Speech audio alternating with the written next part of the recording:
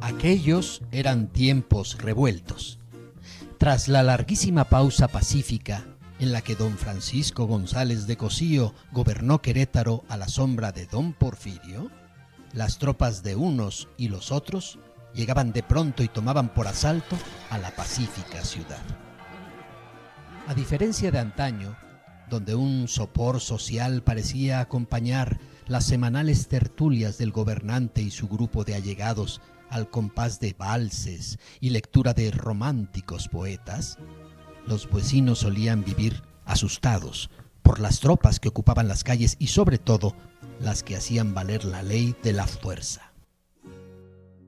No era difícil para quienes se aventuraban a salir un poco de las céntricas calles de Querétaro encontrarse de pronto con cuerpos sin vida, carcomiéndose al sol, víctimas de las balas enemigas o colgados con la lengua de fuera en algún poste de telégrafos, como física constancia de lo crispado del ambiente nacional. En una de tantas incursiones militares, no demasiado tiempo atrás de que Venustiano Carranza hiciese de la ciudad capital de la República y de que se instalara entre sus antiguas edificaciones el Congreso Constituyente, fue apresado uno de tantos hombres sin nombre que por aquellos años fueron irremediablemente condenados al improvisado cadalso. Lo apresaron, según sostienen las lenguas de los más viejos, por el rumbo del barrio de la Cruz, y depositaron pronto sus huesos en la cárcel de frente a la bella plaza de arriba. Ahí apenas pasó una noche, en cuyas horas, sin mayores argumentos y menos remordimientos, se le condenó a muerte. Muy temprano, aún antes de que el sol se asomara detrás del cerro del Sangremal, una cuadrilla de 5 soldados lo sacó de su efímera celda y lo llevó por la calle del Biombo hasta la plaza de abajo, adornada entonces por decenas de árboles. En uno de ellos, un fresno robusto y sano que le hacía compañía eterna al kiosco porfiriano, había otros soldados preparando ya la cuerda que colgaba de una de las ramas y en cuyo extremo podía verse el nudo que habría de apretar el cuello del infortunado preso.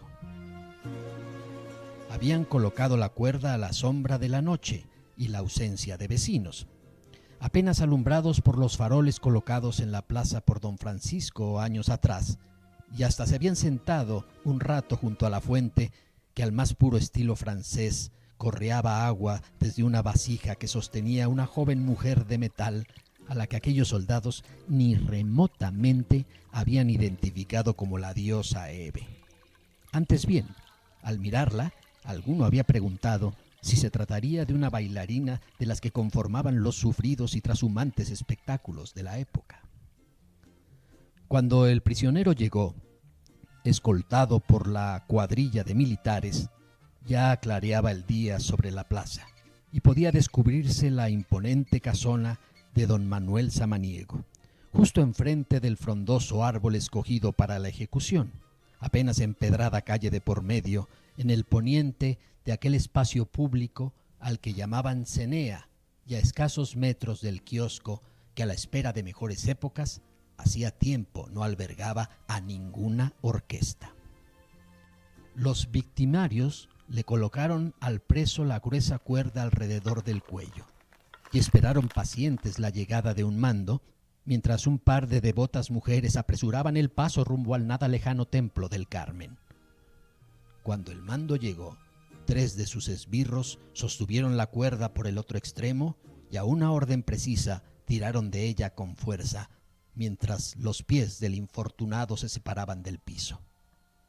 Luego de que los presentes estuvieron seguros de la muerte del ahorcado, amarraron la cuerda al otro tronco del fresno, de tal suerte que el individuo sin vida permaneciera ahí, sostenido por el cuello, para ejemplo de los queretanos. Y ahí estuvo todo el día, con la lengua de fuera, los ojos saltados y un color morado en la tez que cada minuto se tornaba más intenso, mientras los curiosos, que algunos llegaron, fueron desapareciendo a fuerza de ascos y de sustos. Finalmente, ya pardeando,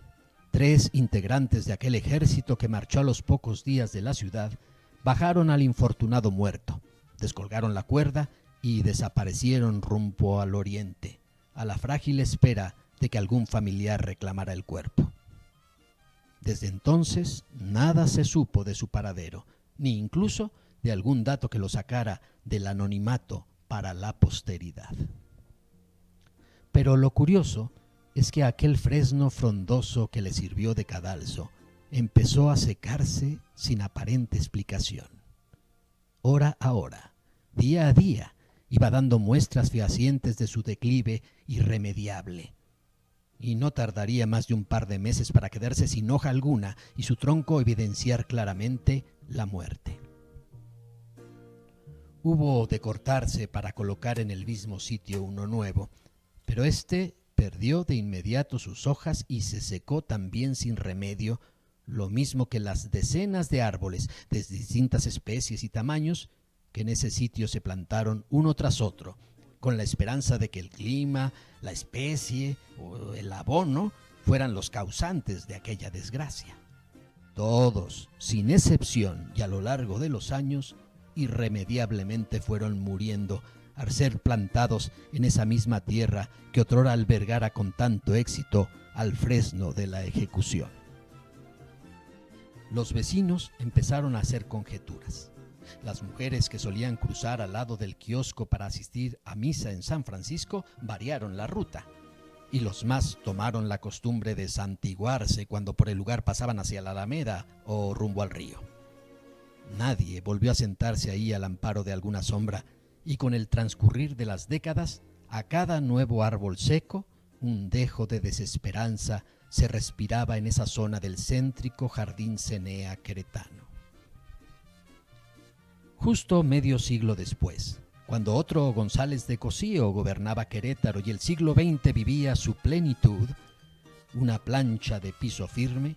acabó para siempre con el espacio destinado a los árboles sin suerte de vida en el jardín que ya había sido bautizado como Obregón, en honor de uno de los protagonistas de aquellos tiempos donde se originó el hecho.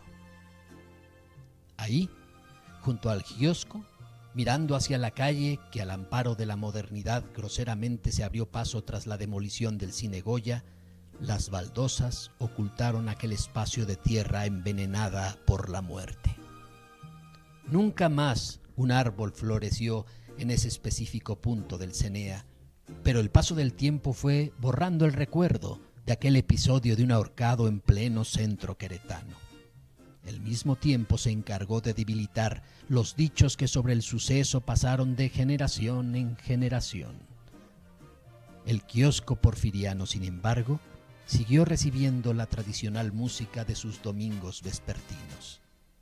En el mismo lugar donde vivió el robusto fresno de principios del siglo XX, a la vista cercana de la diosa Hebe,